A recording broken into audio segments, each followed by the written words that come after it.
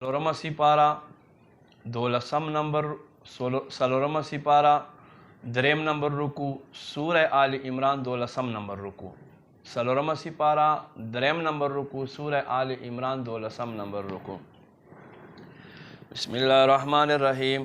کنتم خیر امت تاسو غوره امتی اخرجت للناس په خلقو کې ښکاره کړلی شوي تامرون بالمعروف چې تاسو به د ښېګړې حکم کوئ وتنهون عن المنکر له بدو نه به منې کوئ وتؤمنون بالله تاسو الله باندې ایمان لرئ ولو آمن اهل الکتاب که چېرته ایمان راوړی او اهل کتاب لکان خیرا لهم ضرور دا دوی دپاره غوره منهم المؤمنون څه په دوی کې ایمان ولري و اکثرهم الفاسقون اکثر په دوی کې کافر دي لن یضرکم دوی تاسو ته څه ورانولی نه شي الا اذا مگر په ژبې سره تکلیف درکول ویقاتلوکم او تاسو سره چې دوی جنګ کوي یولوکم الادباره دوی به تاسو شاته وګرځئ ثم لا ینصرون بیا به د دوی مدد نه کېږي ضربت علیهم الذلة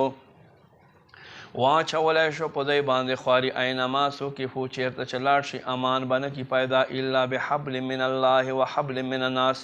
مگر د الله په رسۍ سره یا د خلکو په رسۍ سره وباؤ بغضب من الله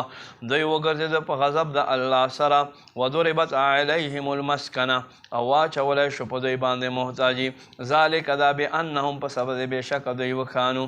کانو دوی ویکفرون بآیات الله الله آیتونه انکار کوونکي ویقتلون الانبیاء بغیر حق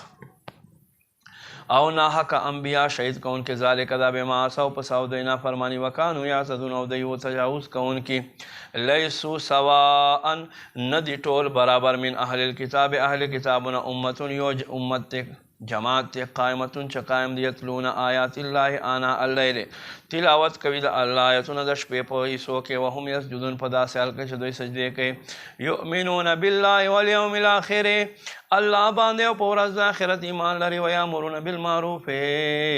او حکم کوي د ښېګړې وینهون عن المنکر او له بدو نه منې کول کوي ویسارعون فی الخیرات او نیکۍ کارونو کې منډې وایي واولئک من الصالحین دکه خلق نیکو کار دي وما یفعلوا من خیر هغه څه چې دوی ښېګړه کوي فلن یکفرو هغه به دوی حق نه وهلی کېږي والله علیم بالمتقین الله ته یریوال معلوم دی ان الذین بېشکه خلق کفرو چې کافران دي لن تغني عنهم اموالهم هرگز به دوی ته د دوی مالونه فایده ورنه کړي ولا اولادهم او نه د اولادونه من الله شی الله په مقابل څه یو شي واولئک اصحاب النار دا خلق اورول دي فیها خالدون په دې کې همیشه همیشه اوسي مثل ما ينفقون فی هذه الحیات الدنیا مثال د هغه څه چې په دې دنیا کې دوی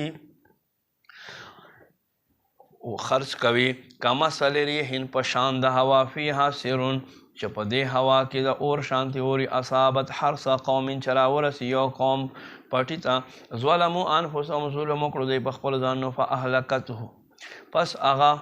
هلاک شي وما ظلمهم الله لیکن الله په دوی ظلم نه دی کړی ولکن انفسهم یظلمون لیکن دوی په خپل ځانونو ظلم کوونکي دي یا ایها الذین آمنوا ایمانوا لا تتخذوا بطانة من دونکم تاسو خپل رازدار ما ګرځوئ خپلونه الا ولا یالونکم خبالا هغه تاسو ته بدواله تر رسولو کې څه کمای نه کوي ودو ما عنتم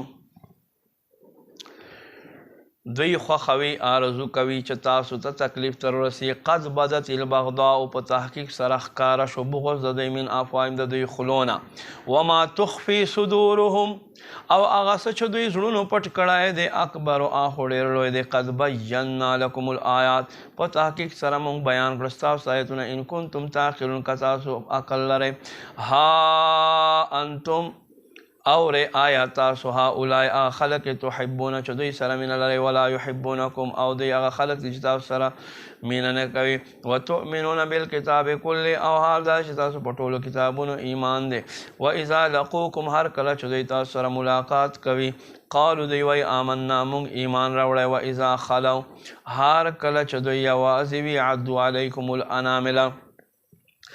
دوی په خپلو ګوتو باندې چکې لګي ستاسو باندې من الغیظ د غصې له جهته قل ای محبوب ته ورته وفرمایه موتو مړه شئ بغیظکم په خپلې غصې سره ان الله بېشکه الله علیم علم وال دی بذات الصدور د زړو په پټو خبرو باندې ان تمسسکم که چیرې تاسو ته راورسي حسنتون یوه ښېګړه تسؤهم په دوی بده لګي و ان تصبکم سیئتون او که تاسو ته راورسي څه بد یفرحو بها دوی په دې سره